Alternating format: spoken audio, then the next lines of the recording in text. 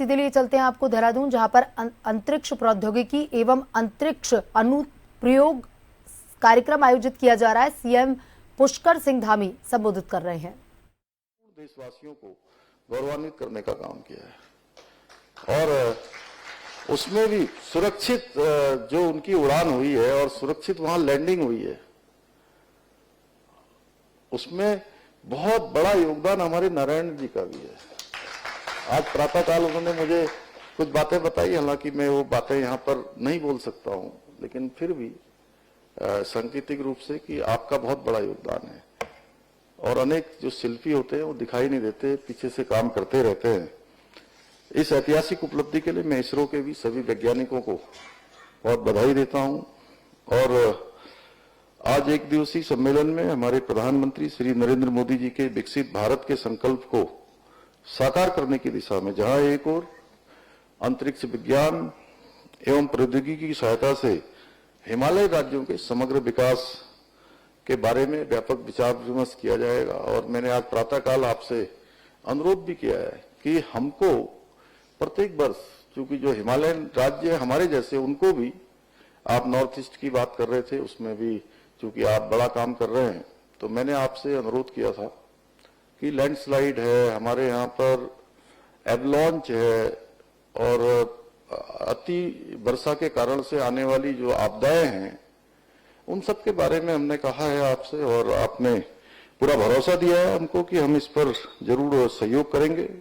आपदा प्रबंधन के क्षेत्र में पर्यावरण, जल संरक्षण जैसे अनेक विषयों पर आज यहाँ पर भी मंथन किया जाएगा। मुझे पूरा विश्वास है कि इस सम्मेलन से जो सुझाव आएंगे वो निश्चित रूप से उज्जवल भविष्य के लिए नीति निर्धारक साबित होंगे।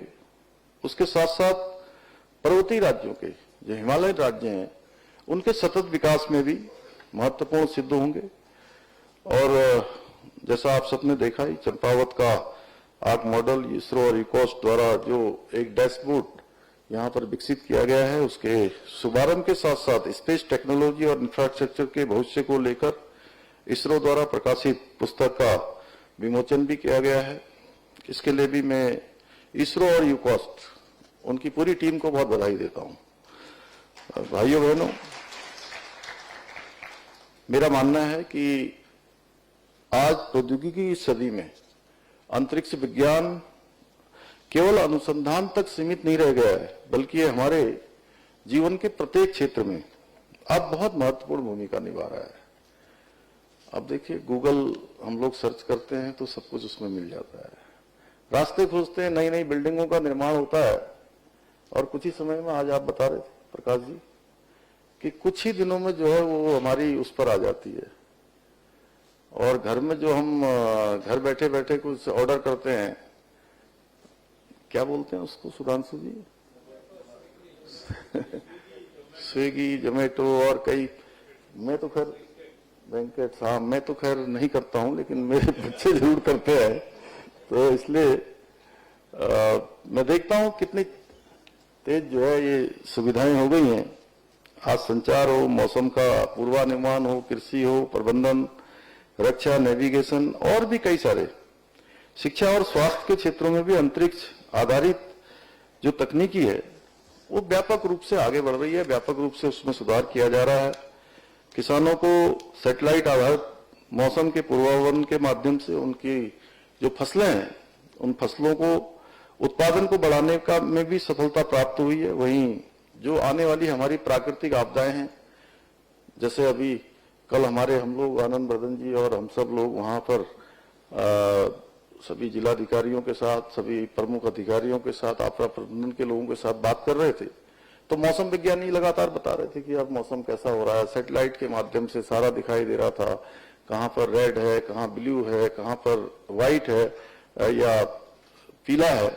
उस तरह से जो है ये सब अब विज्ञान का ही कमाल है। और आज घर बैठे रिमोट सेंसिंग एप्लीकेशन के माध्यम से भी विभिन्न विषयों में आधुनिक शिक्षा प्राप्त हमारे शिक्षार्थी कर रहे हैं।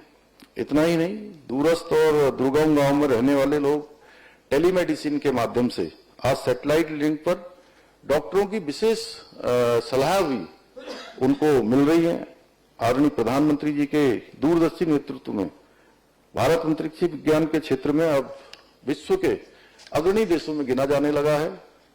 आज भारत को न्यू स्पेस पावर के रूप में भी स्थापित करने की दिशा में अभूतपूर्व कार्य किए जा रहे हैं, जिसके बारे में कुछ संक्षिप्त में तो सोच रहा था कि वो और बोले, लेकिन वो समय जो है तेजी से आगे बढ़ रहा था और मुझे लगता है कि आप लोग भी सुनना चाहते थे, मैं भी सुनना चाहता था उनको। नई नई चीजें जब वो बता रहे थे तो सच में ऐसा लग रहा था कि समय ठहर जाए यहाँ पर और बताया आप। जैसे छोटे बच्चों के समय में हम लोग छोटे छोटे थे, उस समय में ज्ञान विज्ञान के बारे में सुनते थे, उसी प्रकार से सबके मन में आपने जो है वो मुझे लगता है कि सबका अपने बचपन के साथ साथ सबका बचपन आपने याद दिला दिया।